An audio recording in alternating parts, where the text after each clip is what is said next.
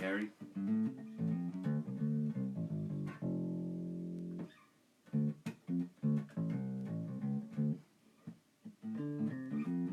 Hey Jan. Hope you got your guitar.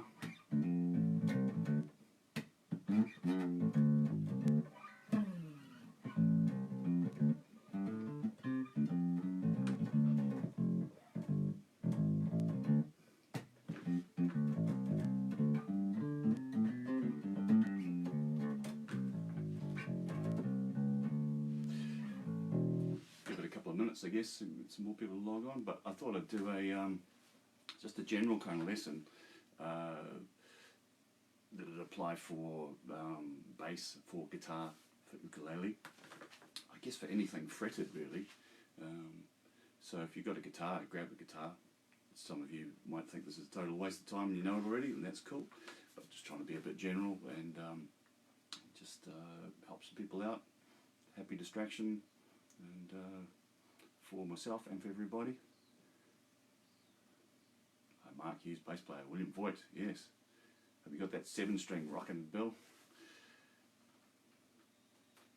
Yeah, solve your world's problems with your guitar in your hand, Jan. That'll be the way.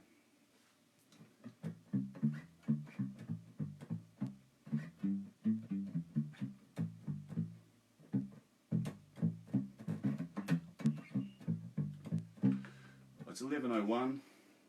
I'm on time. You guys are on time. Hey Kurt, just in time. Good on you, mate. Get that bass in your hand.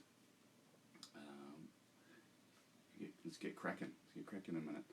So I'll save this. The last video saved all right, and I think I flipped out, worked out the flipping video thing now as well. So text should be around the right way.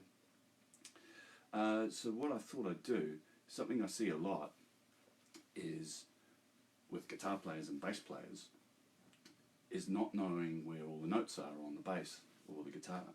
And people know the stuff down here, the kind of business end, you know, where your C's are and your G's are and your E's are. But as soon as we get to around here, things start to get a little foggy, and then they get really foggy around here, and then we maybe know a couple more up here.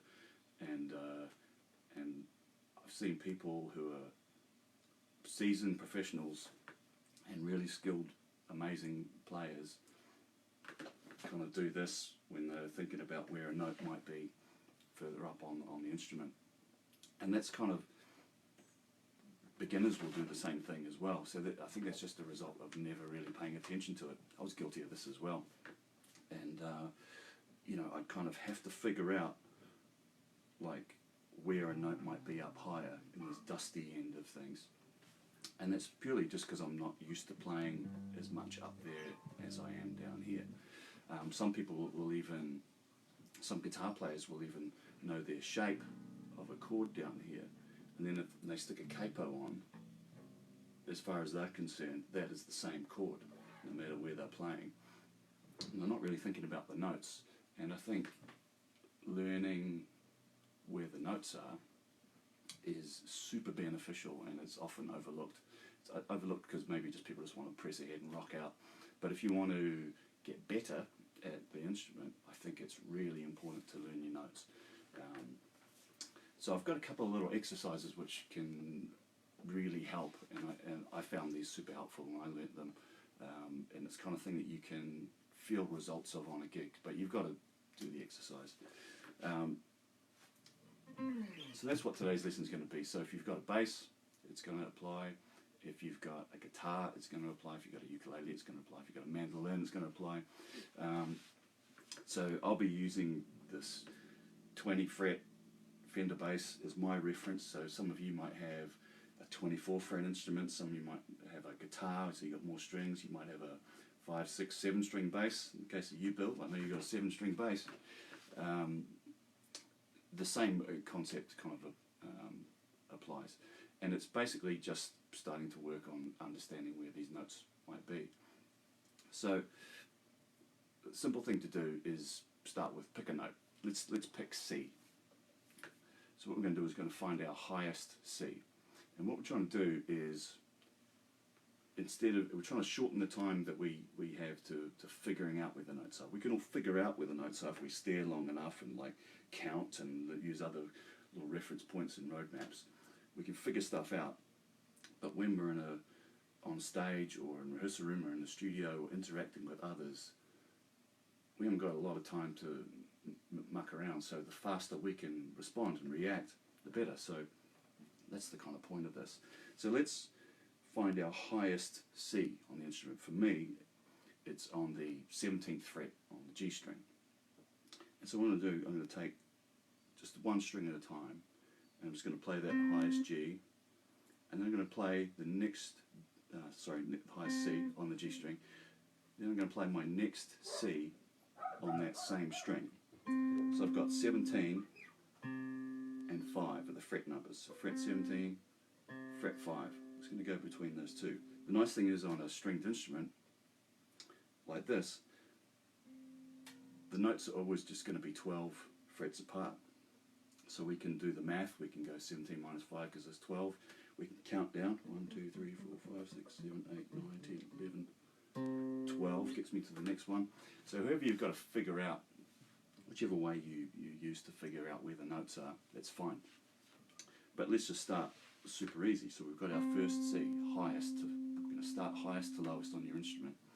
Then we're going to go down to the next identical note, so the next C, but on that same string. Now I don't have any other C's on this string, so now I've got to look to my next string below. On this bass, it's on the 10th fret of the D string. If I had a 24 fret bass, I'm going to have another one up here at 22. So if you've got a 24 fret instrument, you're going to play that high one. I'm just going to play this C. Okay, so some of you might be going up here, however many you've got. Then we're going to jump down to the next string, find the next C's. So maybe I'm getting a bit lost. I've got to figure out where it is. If I know, okay, that's an A string. If I'm trying to figure out where my C is, okay, well A sharp or B flat, B, and now there's no sharp or flat between the B and the C. C, so that's 3. Now I know that 3 plus 12 is 15, so that means 15th fret is going to be my next one. So I can use that method to help me find another C if I get lost. I could also count up here from this A, the 12th fret, double dots, same as the open string. A sharp, B, C. So I'm going to play. And I remember there's that one down there, right?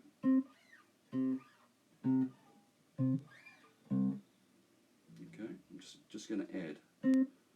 And go as slow as you need to go until you find the notes. You might overshoot them, you might, this movement's kind of a bit extreme and unusual on a bass guitar. It might not be if you're a shreddy kind of guitar player, but you just got to get used to doing it. And so it's going to be easy for some people, harder for others, but just take your time, nice and slow.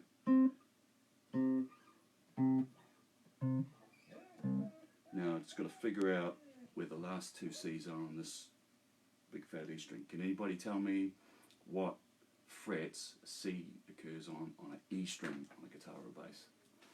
This is audience participation. Come on, somebody. With the highest C on an E string, what fret number? Somebody? Anybody? Come on.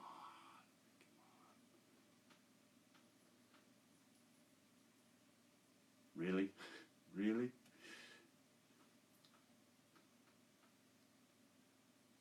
In the interest of moving on, it's number 20 and it's number 8. Again, that difference of 12. So, we've got 20 and 8. I think I said 12 before.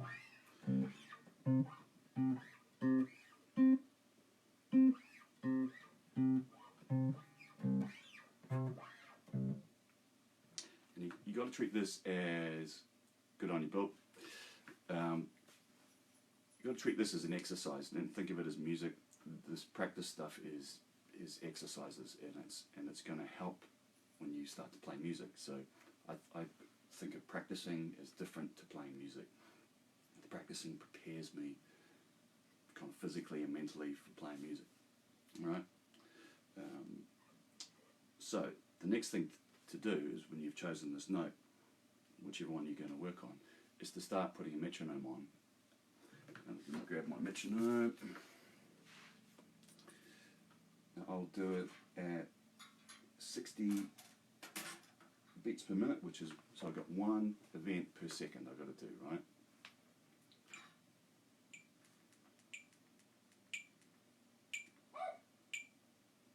It's missing the dog barking outside. Hey Gary. Okay. So all I want to do is I want to play one of these notes I'm working on, in this case C. I'll play one on each click. I can start just on one string until I figure that out. If I have difficulty, it's alright, there's no rush.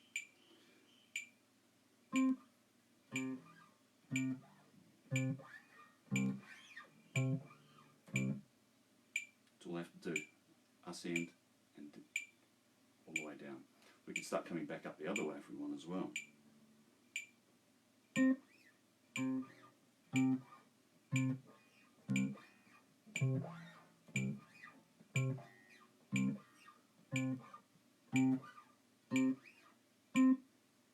Right, makes sense. So you can hear the dog, Chris.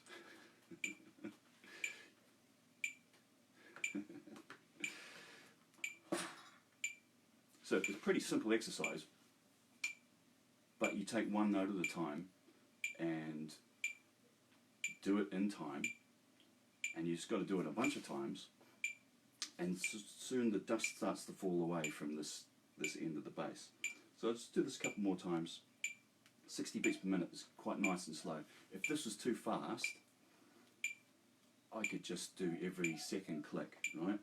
If I'm trying to figure it out. If I'm making mistakes, if I'm overshooting, hitting the wrong note, just slow it down and you'll get it. So if it's too fast, I could do every second click. So I could do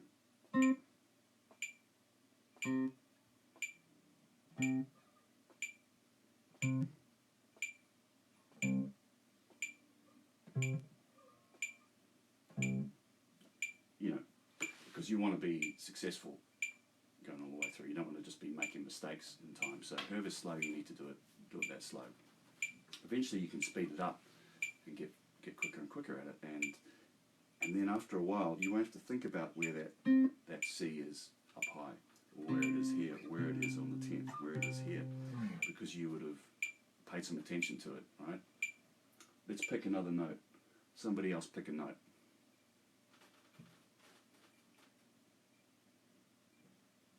Hey Tim.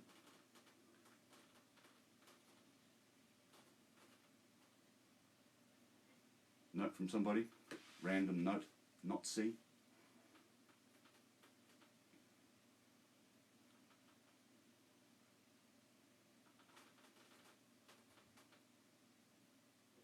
Somebody say something. Somebody type something. Richard Murray, how are you, mate? Is that foot? B flat. Nice one, Glenn. So the drummer comes to the rescue. And another drummer came to the rescue. And another drummer comes to the rescue. Come on, bass players, guitar players. Bloody hell. 3 drummers come up with notes. Okay. So, what was it? It was B flat. I can't scroll back. B flat, was it, Bill? B flat, Glenn. Cool. Sorry, scroll back. So B flat's the same deal again. We figure out where our highest B flat might be, okay? So if we had our starting point of our last note we practiced, which was C, B flat's only going to be 2 notes away, right? It's going to be here. That's going to be our highest B flat. Or if we're not sure about our starting point here, we could start maybe start our open G and work our way up. Just try and figure it out, okay? So if that's a G, that's a G sharp, okay, or an A flat. That's an A. That's an A sharp or a B flat, and that's what we're looking for. We're looking for a B flat.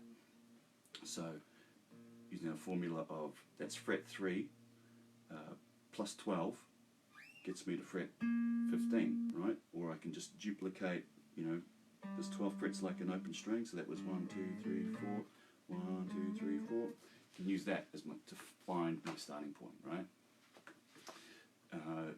Good on you, Chris, ukulele. So same deal with you. What are your strings? G, C, A, and E on the ukulele. Is that right? So on a guitar, your highest B flat is going to be on the 6th fret of the high E string. On a ukulele, if I'm right with that tuning, E A. Okay, E A. Okay, so you've got frets 13 and 1 are your highest for a B flat on a ukulele, right? And on this bass, it's 15 and 3. So you're going to start on your highest note, okay? Highest note for me is on the 15th. That's the highest B flat. And again, I'm just going to pick the first two notes on the same string. Now, some strings, as I said before, you might only have one of each note. On this bass, our example of C before, I've only got one on that string. If I had a 24 fret instrument, I'm going to have 2 of most notes, and I'm going to have 3 of a bunch of notes. I'm going to have 3 of all my open strings, depending how many open strings I've got. So, again, we just find our highest note of the note we're trying to work on, B flat in this case. And I won't do the click just yet, but let's just go highest to lowest. The first 2, right? Now, have I got where's another B flat on the next string? So I've done these 2, right? Okay, I only had one C before on this string, but I've actually got another B flat here, right? So I've got 2 B flats on this string. I've got 2 on this string, and I've got 2 on this string. Right, it's the same deal. 60 beats per minute. Just on each beat. If it's too fast, I'll do it every other click. Right.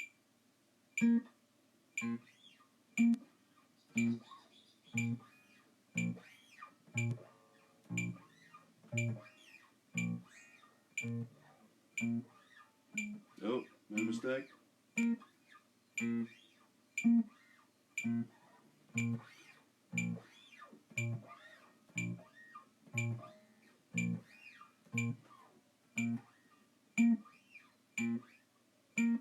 Right. So you just got to do some reps on it, right? After a while, where those B flats are, I'm going to have to do less figuring out, because the figuring out part gets faster and faster to the point of just where I know where those notes are, and I'm used to jumping to them, used to making these big jumps. So if I'm playing a song and it's in B flat, and I want to do something else with a higher B flat, I don't have to kind of look and go, okay, well, where is it? I'll do some counting. Is that another one? I'll be much faster at that just by doing these reps.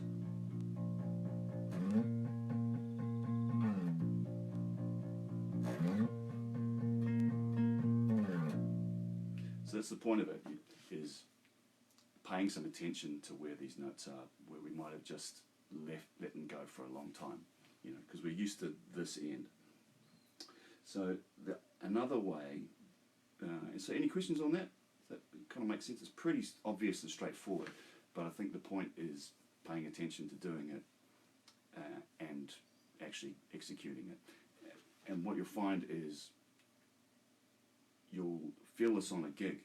I felt this on a gig big time when I started really knuckling down and learning where my notes are. It seems a silly thing, but everybody else knows where the notes are in the band. The piano player knows where the notes are. The sax player knows where the notes are.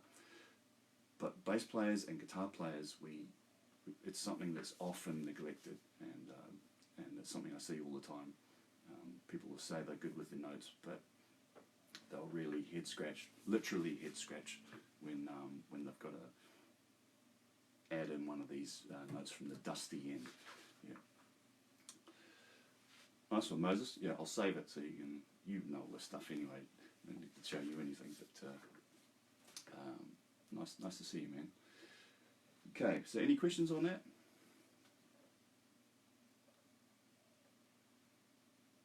Cheers, Greg. Yeah. I like my little corner of the garage, made it cozy. Okay, so what you can do is there's if you just search on Google random note generator, there's a bunch of websites that you can click on every day, and it'll just give you a random note. I like to do that, and then it kind of takes the decision out of my hands, and it means eventually I'll kind of work on everything.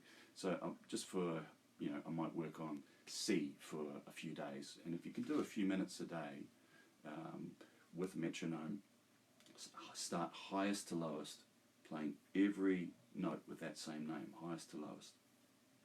These will start to bed in.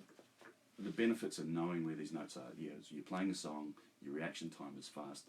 But the nice thing is with stringed instruments, we've got a lot of patterns that we can transfer around the place. So, if I play a pattern starting on a C down here, like a major pattern, I can apply that pattern everywhere there's a C. I can use the exactly same pattern, right? So again, when I start to think about where the notes are, that's going to speed me up getting to a higher pitch on the instrument, and then I've just got to apply those same patterns I might have learnt down low. So now I've got kind of more tonal options have opened up purely just by increasing my upload download time to finding out where the notes are. The other thing about doing it with a metronome is I love these kind of secondary benefits of practicing. We might be doing just notes, but when we put a metronome on, we're also practicing our time, and we can never have too good a time. So who keeps the time in a band when you're playing music? Who's keeping the time? Somebody answer. There's the common answer, and then there's the right answer. And a bunch of you guys will know this anyway, but just for the sake of everyone, who keeps the time in the band?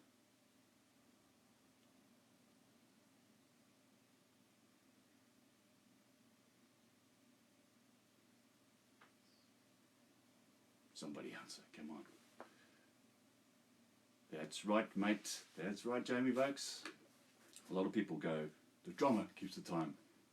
The drummer might start the time off in a song just because they've got the loud clicky things that everyone can hear, but everyone's got to have good time. And so that's a nice little secondary benefit of doing something really quite simple, like there was a joke, Bill, right? So we all keep the time. So if we're practicing something like where the pitches are on the instrument and we're doing it in time, we're practicing two things at once then, and at a nice slow tempo. That's a really beneficial thing, because the slow tempo, we don't really have many subdivisions to count on. So if I've got 60 beats per minute, there's a lot of time in between events, right? One event per second.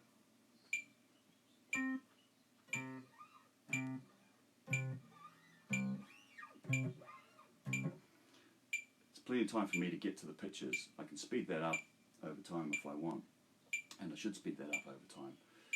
But practicing it at a slow tempo is reinforcing our sense of where the pulse is, and it's something we should always work on individually.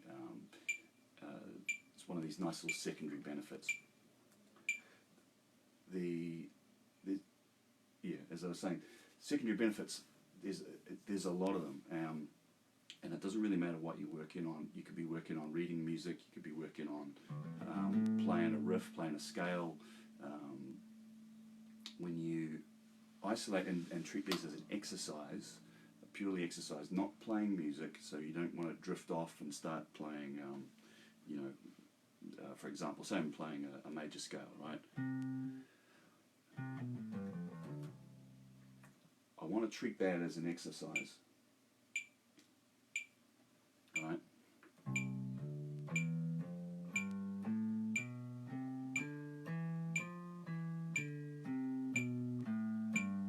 As mundane as that might seem, the discipline of treating it as an exercise has got huge benefits. I can start to stray off and start playing music. On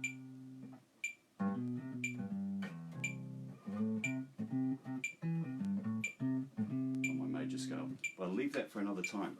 What I'm trying to do here is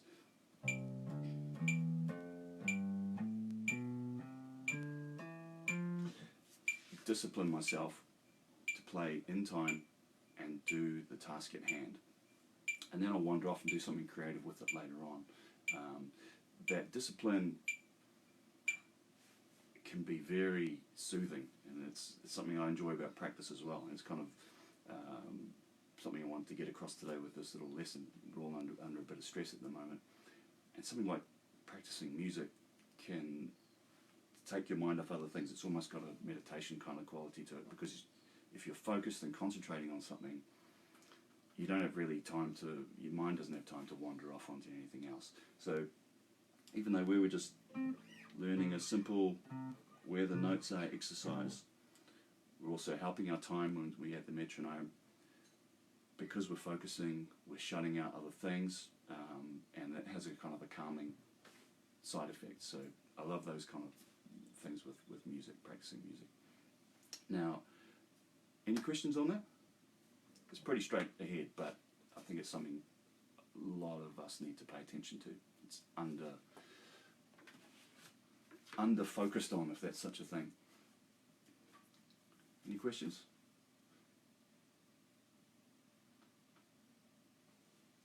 So the comments, there's this kind of scrolling thing of who's watching and comments, so there might be some things that have gone past. Hey, Chris?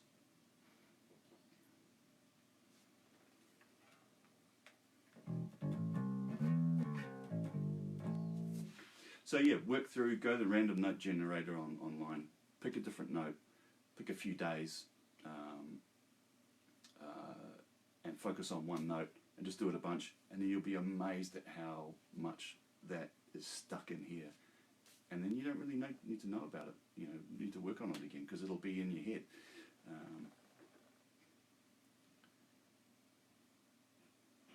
Good on you, Harry. So another way with notes that I learned, and this is something you can do away from the instrument, is to make some little flashcards. You know, just get a big sheet of cardboard, cut it into, I don't know how many bits you need to get, so you get a kind of a slightly bigger than a business card type piece of paper. Card's better than paper because it'll last a bit longer. And then on one side you write, is it going to show up? There we go. I write the note name, right? And then on the other side, I've got the note name at the top. I've got my reverse camera.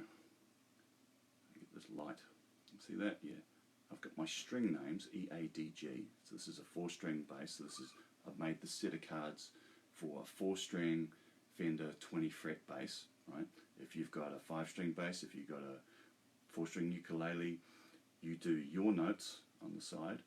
And then for this note G, which I've got on the other side, right, as well, this note G, I've written the fret numbers. So G on my E string are on frets 15 and 3.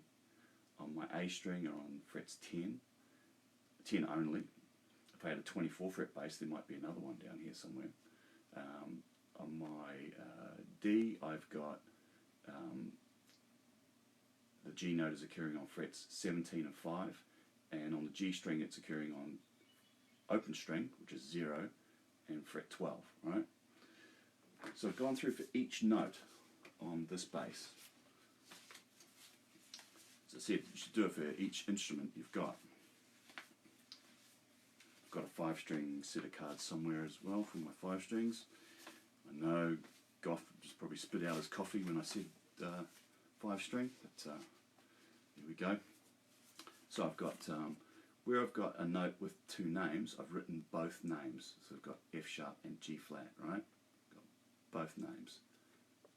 Same thing, so I've got both names at the top. I've got my string names here, E, A, D, G. 5-string, I'm going to have B, E, A, D, G. On a guitar, I'm going to have E, A, D, G, B, E. On a ukulele, I'm going to have, what was it, Chris? It was G, C, E, A. I'm going to write my fret numbers as my lowest string. So for F sharp, G flat, I've got 2 and 14. For A, I've got fret number 9. So fret number 9 has the note F sharp or G flat on it. On the D string, fret number 16 and fret number 4 have this note on it. And then on the G string, fret number 11 has this note on it. Right? So what the cards let me do is practice away from the instrument. And it seems super geeky, but if you want to get better at your instrument, you've got to kind of put some mental investment into it, because it's not going to happen by magic. So you can have this sitting by your coffee table when you're watching TV, shuffle through, so you've done all your notes for your instrument, and then you can pick out a card, and go, oh, A, okay. Now you keep this side to yourself, going away from yourself, right? So I'm going to look at my A and go, oh, okay, A, and then I've got to think about where those frets are, starting highest to lowest. Okay, so I've got, on my G string, I've got frets 14 and 2. Okay, cool. On my D string, I've got frets 19 and 7. Is that right? 19 and 7. On my A string, I've got 12 and open, and on my open string, and on my E string, I've got frets 17 and 5. Oh, there we go. All good. 17 and 5, 12 and 0, 19, 7, 2 and 14. So it gets me thinking about where these notes are when I'm away from the instrument. Now you can even do this exercise in the car. You don't even have to have the cards. The cards is a nice way you can just shuffle them up. Test yourself every couple of days. But again, it's just paying attention to this often neglected kind of little area. So again, I think it's one of these overlooked but hugely beneficial things to learn where all of your notes are on the bass. It'll help you play songs, help you make up songs, help you react when you're in the room playing with other people. When somebody says, let's change key on this song, it's going to speed up my ability to jump around and think, oh gosh, where are we going to start now? Or somebody says, take up a minor third, I can kind of, I can figure stuff out a bit quicker. So that's the whole point of it. So does that make sense?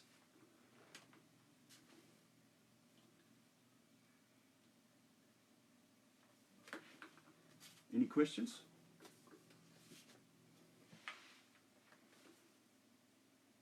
Because probably wrap it up in a minute, but that's the kind of thing I wanted to get across today, is that just that simple idea of learning where your notes are, and a method, a couple of methods to do it.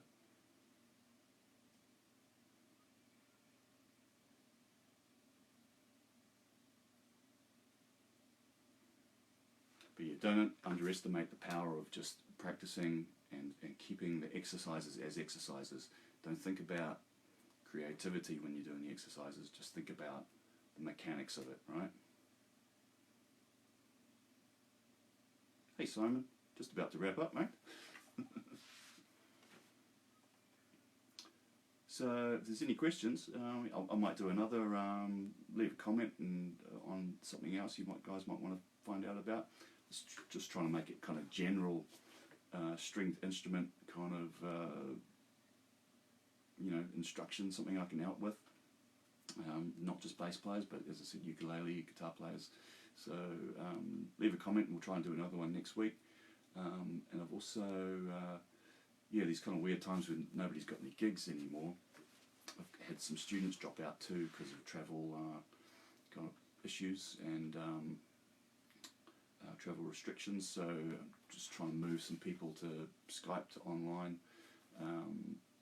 So yeah, if you want to do a Skype lesson one-on-one, super happy to do that. You're half an hour late, Andrew. You're Rooney.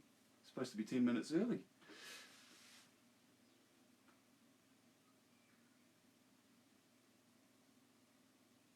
Yeah, that's right, Bill. Yeah, remember the 12 fret spacing. Yeah, it's another way. Yeah, because we just want to end up doing less figuring out to more knowing. You know, because it's kind of difference between knowing where something is and figuring out where something is. Figuring out is good. We've still got to use that for all sorts of things. But if we can tighten up that time that it takes to figure something out to knowing where something is, that's the kind of point. Yeah, and yeah, that's the point of the exercise. So so I'm trying to direct some more Skype lessons. I started a 20 for 20 for 2020, which is a $20 for a 20-minute lesson for the rest of this year. So if anyone wants an online Skype lesson, we can Skype or FaceTime, do something, yell out, let me know. I'll paste the link in this. I'll save this lesson. But hopefully it's been helpful to some of you. If there's no questions now, I'll sign off, and you can always put a question in the comments, and I'll answer it later on. Hey, cheers, August. Nice to see you, man. Yeah, yes, for next week. Cool.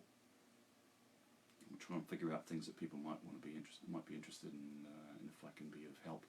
But yeah, stay positive, everybody. It's a good time to practice music, just for your own kind of goodness inside. Really, it's keep us all sane. Tips for drummists as a pro basser. Is that the question? Yeah, see more. It's got these weird little comments, Andrew, and the whole thing's not showing. Oh, New Zealand Drummer Podcast. Yeah, that's a good idea. We'll do an episode. Yeah. Oh, no worries, Bill. Of course, it's weird times, and I'm just trying to think of things to keep people positive and focused and distracted from all the bad news. You know, because there's plenty of bad news out there, and a little bit of music practice is good for the soul. But yeah, cool. Hey, thanks for watching, you guys, and we'll hopefully do it again soon. Okay, we'll see you.